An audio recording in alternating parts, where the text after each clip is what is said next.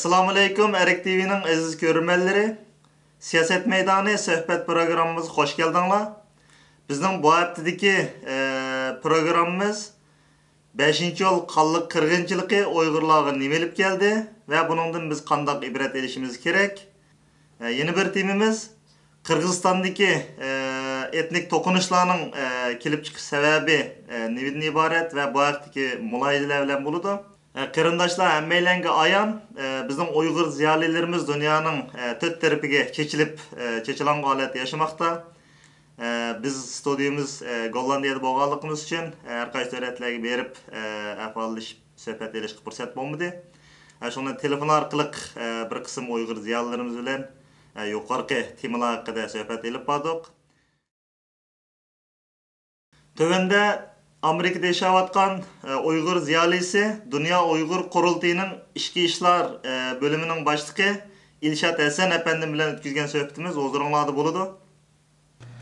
Assalomu alaykum İlşat Hasan efendim, qanday ahvolingiz? Va alaykum assalom Abdurahmon ukam, qanday ahvolingiz, yaxshimi? Tinchlikmi? Yaxshi, rahmat. İlşat efendim, bugungi bizning programmamiz mushu 5. yol qalliq qirg'inchiligi haqida va mushu Qirg'izistondagi vaziyatlar haqida bir maxsus programmalar o'rlashtirgan. Sizdan so'raydigan birinchi savolim, 5. yol Urumchi qalliq qirg'inchiligi Uyg'urlarga nima olib keldi? Mushu tema haqida bir to'xtalib o'tgan bo'lsangiz.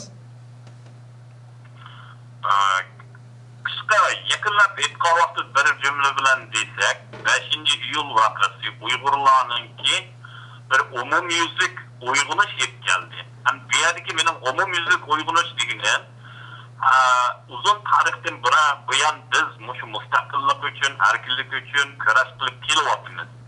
Ama bizim aramızda yani bir turkum batish parallar, qaymoq Xitoyninki tashviqot siyosatidan qaymoq qallar, bular yana Xitoyga bir xil umid kutgan, siyosiy jihatdan bizga barobarlikni beramdikin, avtonomiyadan bir narsadan foydalangan bo'lamdikin deb har xil umidlar bilan bo'lgan.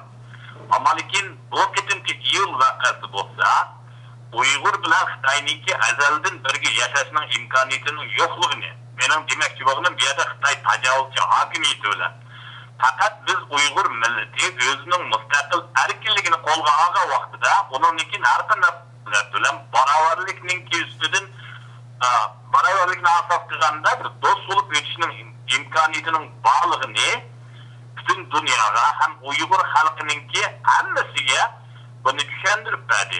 Chunki iyul voqeasidan keyin Uyg'urlarning bir xil tinchlik elib borgan narazılıq Xitoyning qonli bostirishga uchrab qolmasdan, hatto Sharq Turkistonda yashayotgan Xitoy fuqarolari Uyg'urlarga kaltak to'qmoqlarini mushu Xitoy armiyasiniki yag'andan o'zi chatnish kiyinib olib, Xitoy fuqarolarini turib Uyg'urlarga qirg'inchilik etdi.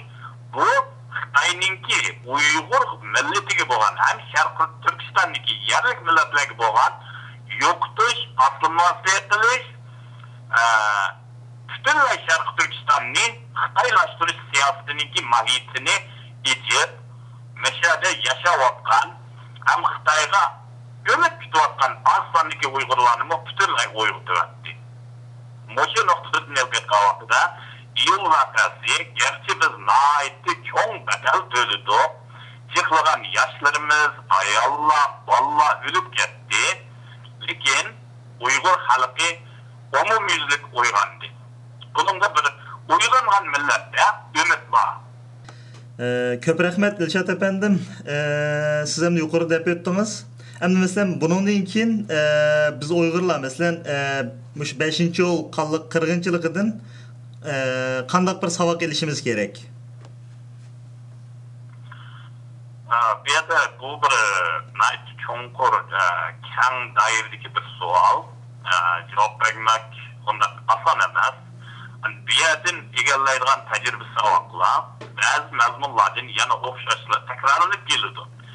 Bu yerda Xitoy Uyg'ur bir millat bo'lish sifati bilan agar o'zininki taqdirini o'zi belgilash huquqini qo'liga keltirmagan sharoitda mayli uning tinchlikdan qilgan talbi bo'lsin, mayli qaysi usulda qilgan talbi bo'lsin, bularning hech qaysi bir amalga eshish kafolatga ega emas.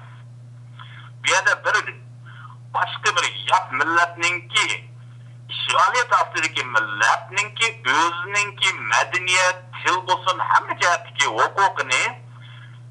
huquqiga erishish uchun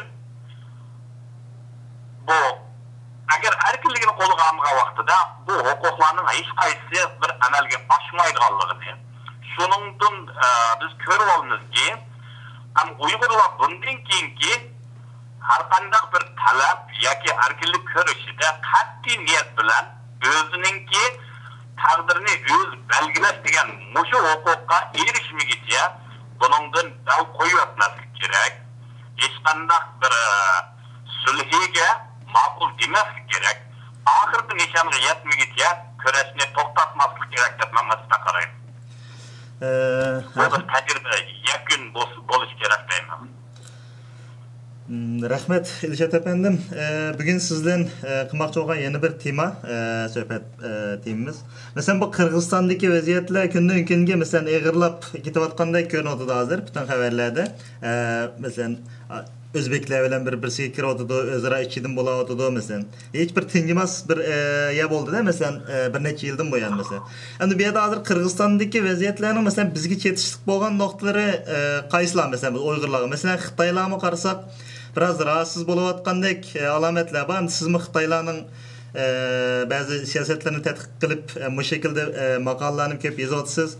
Sizin göz qarashinizcha mesela bu Xitoylar bu ishdan haqiqatan men norozimi? Mesela Qirg'izistondagi vaziyatlarning shunday bo'lib ketishdan norozi bo'lamdi yoki bular bir xo'shal bo'lamdi? Bu haqda sizning göz qarashingiz qanday? Xitoy Qirg'iziston vaziyatidan norozi emas, andishidan. Chunki Xitoy bizning Sharq Turkiston zaminimizga tutishadigan har qanday bir davlatninki muqim bo'lib ham Xitoyninki do'st munosabati bilan yaxshi bo'lsa, Xitoyning iqtisodiyot bitimli bo'lgan vaqtida Xitoy qo'shildi. Chunki bu xil ahvol Xitoyninki ishg'oliyat siyosatininki tinch bilan ib berishiga Xitoyga noiti qulaylik bir sharoit yaratib berdi. Masalan, Afg'oniston Xitoyni azaldan andish qilyapti. Chunki bu yerda bizninki bir turkum Xitoyga qarshi jangchilarimiz bor. Burun doğan, bular fakat Xitoyga qarshi turganlar. Agar Qirg'iziston mushkil muqimligini yo'qotib qolsa, balkim Uyg'urninki erkinlik jangchilari bu yerga to'plashi mumkin. Xitoyga bu bir tahdid. Shuning uchun Xitoy atrofidagi hech qanday bir davlatninki bundaq kontrollikdan chiqib ketishini xohlamaydi. Endi bu yerda Xitoyga andish qildig'ini shu. Endi biz Uyg'urlar uchun Qirg'izistonda nima tajribasi olamiz desak, bu yerda aslida O'zbek, Qirg'iz, Uyg'ur, Qozoq hammamiz bir Turk millati, bir oiladan. Bu yerda bizningki o'zaro talash qiladigan hech qanday narsamiz yo'q.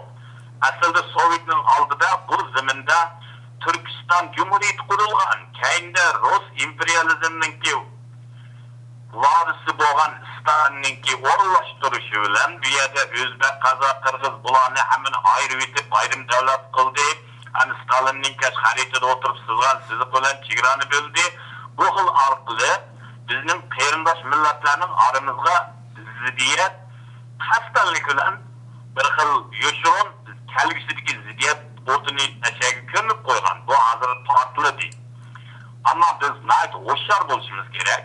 Bu yerda masalan bizning Sharq Turkistonda shu qarindosh millatlarning hammasi biz bilan tang yashaydi. Burundan yashab kelgan bizning oramizda hech qanday ziddiyat yo'qdi. Ammo yaqinqi bir asrdan Xitoyning ishg'oliyatidan keyin bizning oramizda andi-munda mashunda ziddiyatlar bor.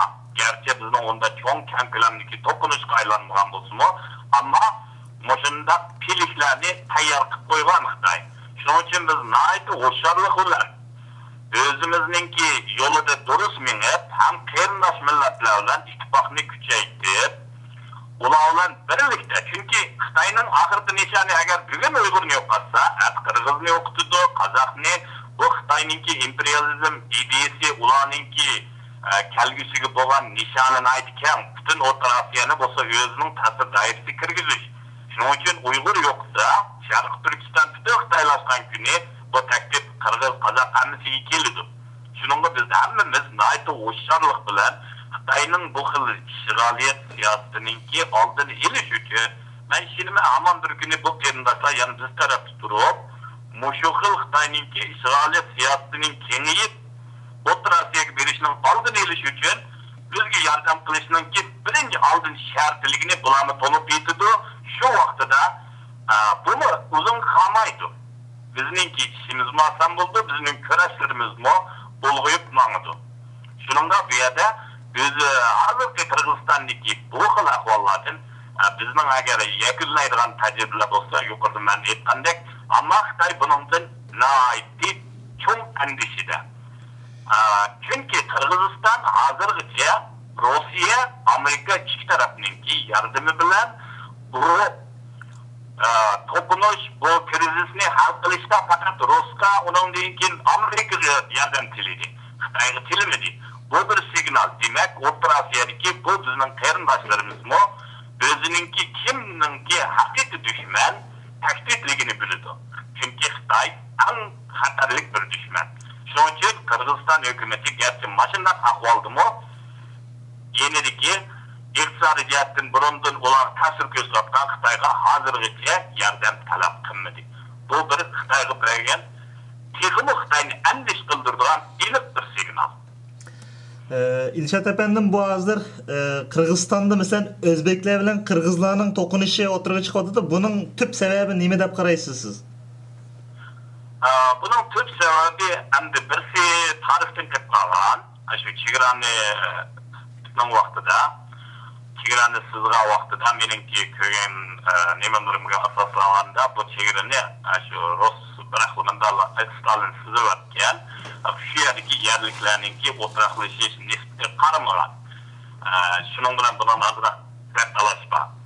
Ikkinchidan, shu O'rta Osiyodagi har bir davlatlar mustaqil bo'lgandan keyin bu milliy kimlikni o'zininki shu mustaqilligini qamdab qilish uchun ba'zi siyosatlar bu milliy kimligini bakarak ta'kidlab ketgan. Bu yerda Türk hammamiz bir oila degan hukmni so'zlashtirib, Qirg'iz millatchiligi, Qozoq millatchiligi, O'zbek millatchiligi bu ideyani nihoyatda gavurlantirgan. Bu xil ahvolning ostida bu annesi bir tilda asasen bir til sistemisideki bu qarindoshlarning orasida bir-birisiga bo'lgan ma'lum darajadagi xiris paydo bo'ldi. Bu yerda O'zbek millati bu o'lkada o'tiraqlashgan o'zbeklar sharoitdan foydalanib, ular bir qadar bayroq iqtisodiy jihatdan ham jihatdan ustunlikni yegan. Shuning bilan sirtqi kuchkurtish orqali Afg'onistondagi Qirg'izning yoshlari mashada mushu xirisdan bu krizisni keltirib chiqardi. Bu yerda yanılar mushu sirtqi kuchninki o'ttashtirish rolining sababidan kelib chiqdi deb qarayman. İlşat efendim bu Orta Asya'da bizim Uygurlar en köp yaşaydı. Mesela Kazakistan'da nayet köp Uygurlarımız var, Kırgızistan'da var. Mesela bir küllerde mesela Xitaylar küçük hem de Ruslar mı ya ki başka taşki güçler bir küçük görüş arkalı aşağıdaki milli yani Uygur, Kazak, Kırgız milletlerini bir-birisiga sep qo'yish ihtimolligim bo'ladimi? Mesela hozirgi xuddi Qirg'izlar bilan O'zbeklarning to'qinishiga o'xshash Uyg'urlarmi mesela bir kunda 5 yoshli bir balaga kiradigan ehtimollik bor deb qaramsiz? Bu xil ehtimoli bor, ammo bu xil ehtimoli jiroq. Bu yerda men bayon qilib aytgandek, bu yerda bu xil Qirg'iz, O'zbekninki, Qozoq, Qirg'iz, O'zbekning bu xil ahvoldagi to'qinishning cho'ng ihtimoli nisbati yo'q edi. Chunki bu yerda Rus yana bir muhim omil Rusninki o'zininki shu bo'libmi, 1-2 yildan buyon Rus o'zininki burungi Sovet vaqtidagi ta'sir doirasini asliga keltirish uchun nihoyatda zo'r tirishchilik ko'rsatib, bu yerdagi davlatlarni o'ziga qaram qilishda tirishyapti. Masalan, Ukrainani asosan Rus tarafga o'tib ketdi, bu da saylama orqali. Endi bu yerda Qozoq Qirg'iz bilan O'zbekning orasidagi bu da to'qinish qanday bo'ldi deydi. Qirg'izninki hozir vaqtda hukumatiningki prezidenti Roza Otunboyev hanım işketim Rus'tan asker kirgizişini talep kıldı. Belki Rus ahırsıda asker kirgizdi. Demek şu arkalık, bu tokunuş arkalık Kırgızistan kayıtıdın Rus'a bekinde buluş ihtimalini çok. Şunun için bu yerdeki, Orta Asya'daki bu kelimdaş millette devletlerinin arasındaki bu ziddiyet eğer keyif kalsa hemmesi ahırsıda yani Rus'unki Bronk imperializmge okşaş aşulanınga karam bulup şulanınki iktidarçılığı ötüp gitti. Bu Rus'unki kelgisideki kütüvatkan planı hem emelge aşırmakçı boğan emelge iş geliş ihtimalımı vardır plan. Ama bir yerde Uygurlar olsa hazırlıkça bizninki tehebbetimiz Xitay'ınki işgaliydi. Şunun için Uygurlarınki bu yerdeki milletlerinin düşman bulup geliş ihtimali hazırlıkçı vaziyette tövenerek. Ama bu ihtimali yok emez.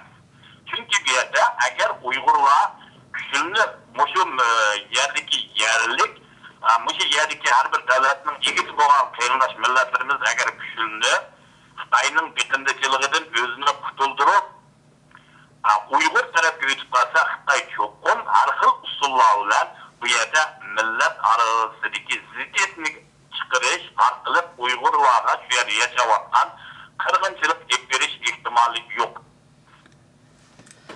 Bergen məlumatlarınız için köp rahmet Dilşat efendim. İnşallah yeni bir kıtımlık programımız görüşkice aman bulun. Köp rahmet sizge.